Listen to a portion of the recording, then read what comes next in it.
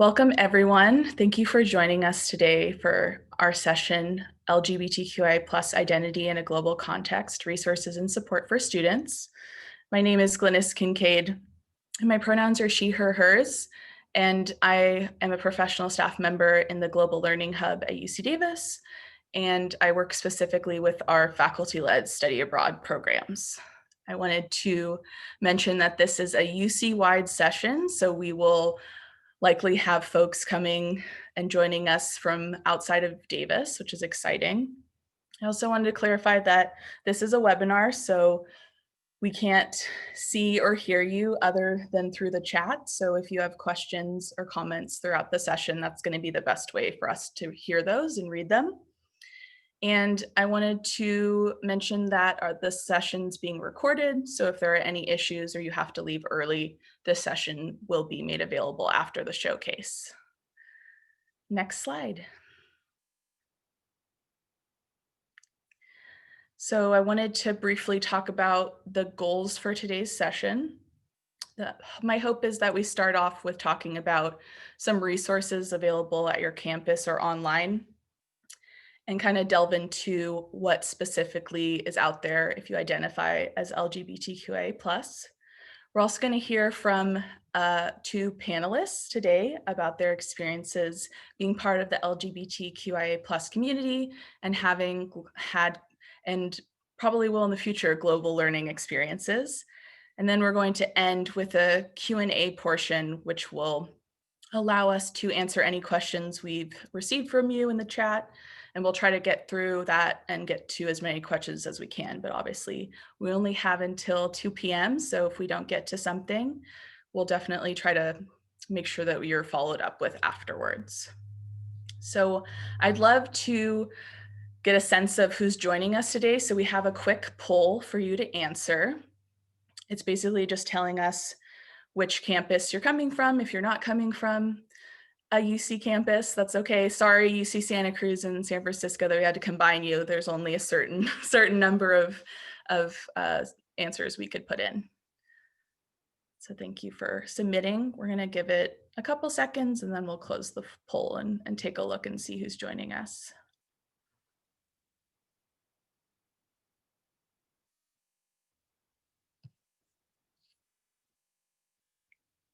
Okay, I'm gonna end the poll and share the results with you all. It looks like we either have a lot of people from UC Santa Cruz or a lot of people from San Francisco, I'm not sure, but welcome. UC Berkeley, UC Davis, UC Merced, UC Riverside, UC Santa Barbara, and then folks joining us who aren't affiliated with any of those campuses, so welcome. Thank you for sharing that, that's helpful as we go along. Okay, next I want to introduce our panelists. We're gonna give a brief introduction, starting with Monet Roberts.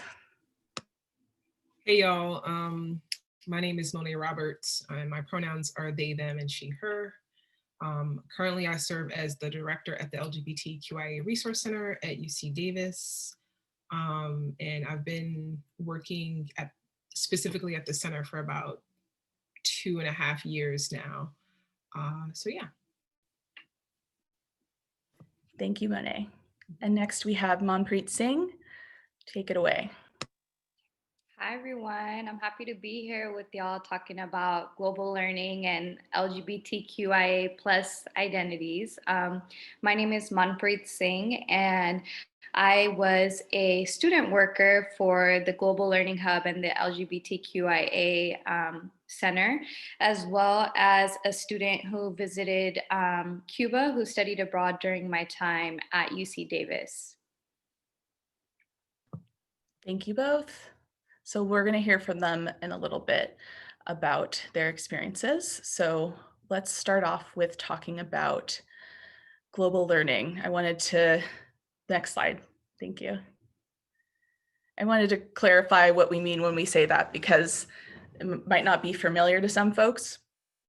And essentially I'm talking about opportunities that could be local or virtual or international in nature that are focused on having a global aspect. So this could be a traditional study abroad program. It could be a virtual internship on topics related to sustainability, and it could be a leadership conference. Anything that has a component that's global is what we're referring to here when we say global learning. Next slide.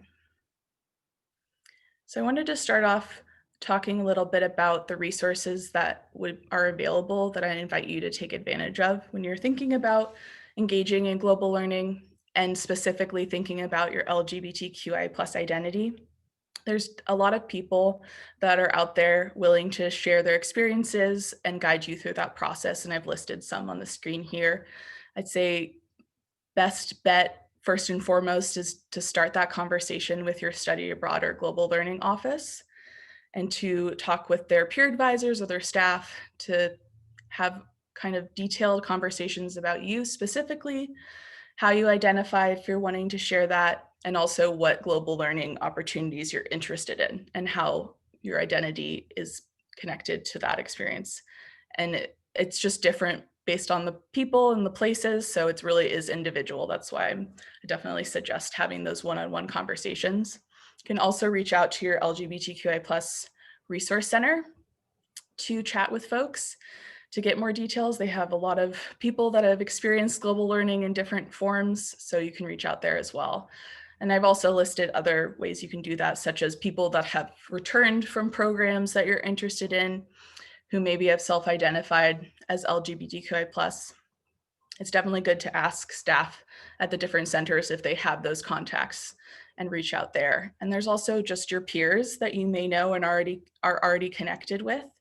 They have a lot of experiences as well that you can connect with. And then very popular now is, of course, social media, and there's a wealth of knowledge online for you to look into. A lot of people use hashtags about travel, LGBTQIA+, variations of those hashtags online on Instagram to get more details and really to research what it would be like for you. I also included a resource here that I wanted to spotlight that I think is important, particularly when you're talking to an advisor and having conversations with people before you go on a program. It's important to consider the differences with access. If you're part of the trans community specifically, this is a specific resource for you to look into as far as passports and airport security. There's a bunch of other resources online as well, but I wanted to specifically call this out because it's an important part of the conversation that maybe other folks, when it comes to sexual orientation, aren't having the same considerations when they're prepping. So that's a really helpful resource from the National Center for Transgender Equality. And next slide. And then these are more general resources that I encourage you to look into. A lot of the study abroad and global learning offices have specific identity pages, and that isn't just about LGBTQIA plus identity, but also about race and ethnicity, about immigration status. There's lots of resources online, and sometimes it is your own campus that has that specifically talking about global learning or specifically study abroad or specifically travel. So those are good resources to look out to. UC Davis has that specifically if you go to our website. We also at UC Davis have a map that you could look at. It doesn't have every single country on it, but it lists resources such as events and local laws, different organizations for you to reach out to if you want to look online and learn more. And Manpreet actually and Monet are both involved directly in that project. So it's a really wonderful resource, and we're happy to share it with folks and have people utilize it. There's also another map that's very specific to sexual orientation laws through ILGA that you could look online as well. And then if you're interested in opportunities in the US, there's a specific resource for states. So state by state resource that can talk about different policies and give you kind of an overarching policy climate in that specific state, because we know that people are engaging in global learning opportunities, not just abroad, but in the US. And then lastly, Diversity Abroad has some great resources online, not just for LGBTQI plus folks, but also for and really any identity you can think of. They're a great resource for you to look at specific, articles, tips, guides for specific countries, things like that. That's a good resource. Next slide. And then lastly, for my part, I wanted to talk about the financial aspect and that there are scholarships out there, and I encourage folks to look at them earlier than later because it's a big part of your experience and trying to find what opportunities are available to you. So I've listed a couple on here. The first two are a database where it talks about a lot of different scholarships specific to LGBTQI plus identity. And the last one does that as well, but is a very specific scholarship. And then I wanted to just say that your campus might also have scholarships available. I know UC Davis has an alumni scholarship that you could be applying for. So there's definitely funding opportunities to look out for as well. Okay, next slide. So I know that was a lot of information. These resources and the links for this will be available after the session. So if you weren't able to jot them down, that's totally okay. We'll make them available to folks. But now we want to transition to our panel discussion and the opportunity for Q&A from folks. So I wanted to start with hearing from the panelists. Maybe Monet, you can go first about your experience navigating LGBTQI plus identity within a global learning experience. Yeah, absolutely. I would say, so I took a trip to Ghana last year in 2019, just a personal trip because I wanted to visit a country in Africa, and I chose Ghana, and I was there for about 10 days or so. And there were some concerns going because when I took my new passport picture, I wasn't thinking as much about presentation and gender presentation. And so I took it and I had on a tie and a button-up shirt. And on my passport, as far as like gender, it says female. I identify as a trans person. And so when I took it, I wasn't thinking. And then as I started to get closer to my trip, I started to like get a little nervous about how they may look at my gender presentation in the picture and then also be concerned about that, about whether or not I would be allowed to enter the country and things like that. Everything worked out okay, but it was definitely something that I was thought about in hindsight around like, should I have considered my picture when I took my picture for my passport? Are there certain things like when traveling around my presentation that I could do to make me feel a little bit more at home, a little more safe? And I think for me, mainly my gender presentation was a concern for me because Ghana is not a country that is as accepting of LGBTQIA folks. And serendipitously, actually, before I traveled there, actually had someone reach out to me from Ghana saying that they wanted support in kind of highlighting the issues of the LGBTQIA community because they were trying to get laws passed that made it be okay to be LGBTQIA. And actually ended up meeting with someone there, and they're still like ongoing efforts as far as that goes. So that's just like a little piece of the experience that I had when I was in Ghana that, like I said, it was one of those things I was like, I might want to think about this. So, but I'll let Manpreet speak too. Cool. Yeah. So, well, firstly, I want to recognize that as a cisgender person, but a bisexual or pansexual person, I recognize that there are privileges that I have that other folks in the LGBTQIA plus community don't have. And so for me, my safety wasn't very much a concern. But during my time working for the Global Learning Hub and the LGBTQIA Center, I think living here in California, I felt kind of in a bubble about my queerness or about my gayness, and it didn't feel like something that I had to constantly think about. Whereas after looking at all of the policies and looking at, the different climates across the world, I felt a stronger sense of awareness about how LGBT plus folks maybe do not feel safe or welcomed in different parts of the world. And at the same time, I felt a renewed sense of motivation. Like, I should go and I need to go because it's important that people like me are able to experience global learning. And we deserve that. And we deserve to meet other communities like us as well. And to see what that looks like, not only in America. And so I studied abroad in Cuba, and Cuba is a communist country, which kind of furthered my education about liberation theory. And I largely, I think, passed as straight and cis. But on the very last day, having been in Cuba, we randomly came across this event, and folks were, of course, it was the most lit event where people were dancing and singing and performing.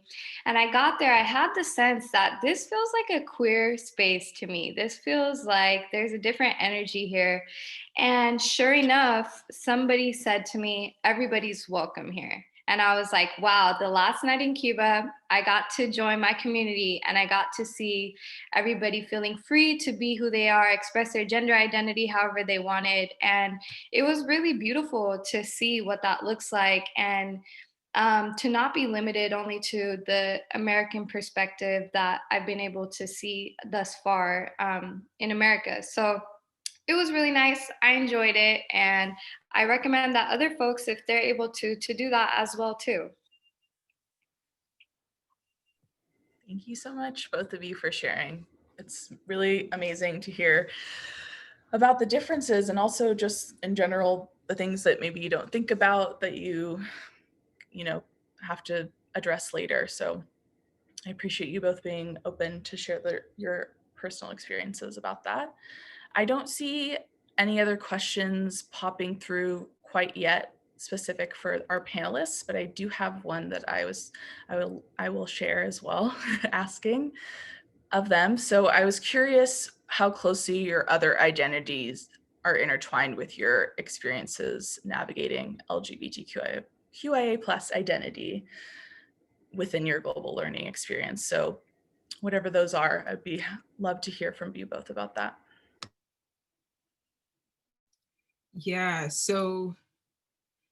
um, so as a Black person, I think it was very interesting when I first stepped foot in Ghana, because it's the first time that I had been surrounded by so many Black people in like one space, and especially in a major airport.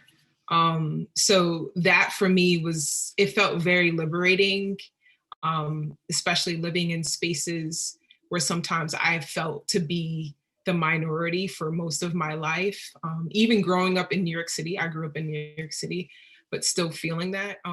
So I feel like that was like really freeing and liberating. And it felt really good to be in a country where I could see others that look like me on a regular basis.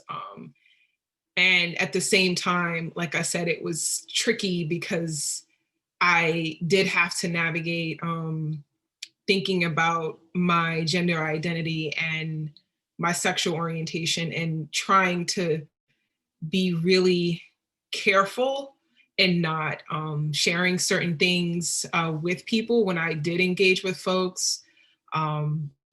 Except for when I was in a small community, because I had a friend who actually had visited Ghana several times before. And so she had some friends and community there. And so when I was with that group and we were engaging, it was fine. I could totally be myself because my friend is also queer as well. And so that was a safe space. But when we would go out to like a bar or a club, and then you had other folks join you, I was more quiet and just not sharing that piece of me. So it was an interesting experience, and having to compartmentalize for me certain parts of myself for safety reasons.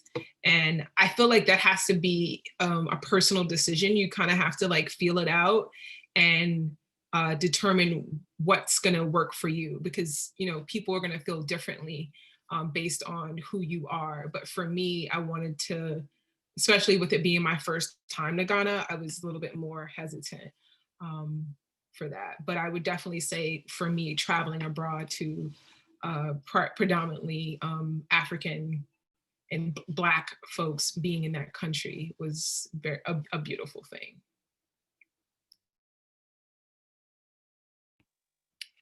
Yeah, and I can also share. So, aside from global learning via UC Davis, I've also been to India, and I've experienced similar feelings, Monet, when I was around a bunch of people that look like me. And I was like, wow, look at all these variations of brownness. And it felt good.